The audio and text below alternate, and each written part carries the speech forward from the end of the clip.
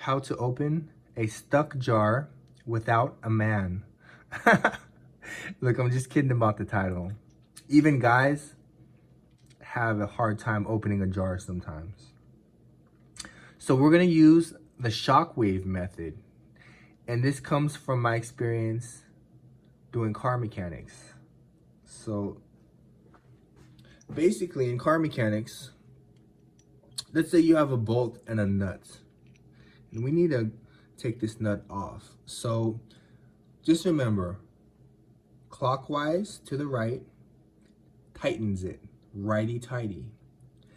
To the left, counterclockwise, loosens it, lefty-loosey.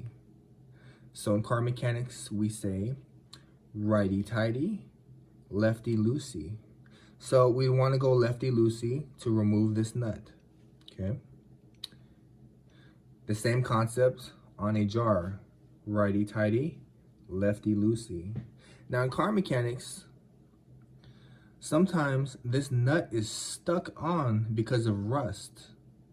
Even if you had a long breaker bar, which is gonna let you pull down 100 pounds of force, most likely it's just gonna snap that bolt off, okay? The solution would be to take an impact gun. I'm sure you've seen them at the tire shop. And then goes because inside there's a little hammer and it sends little shock waves to the nut, and that shock wave action actually breaks the rust loose with the hammer action, okay? So the same concept applies. If you have a stuck jar and you don't have any of those specialty tools around, like I know they sell tools that will open a jar. There's like a black rubber belt and a handle. They sell them. I've seen those before. If you don't have any tools on hand and you have a stuck jar, to use the shockwave method, you would just grab something solid. You wouldn't want to mess up a $1,000 counter like this, so maybe a can of tomato sauce or any canned good that you have is solid.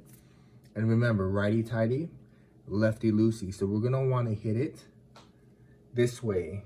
Hit the cap, and we want to shockwave it to the left, all right?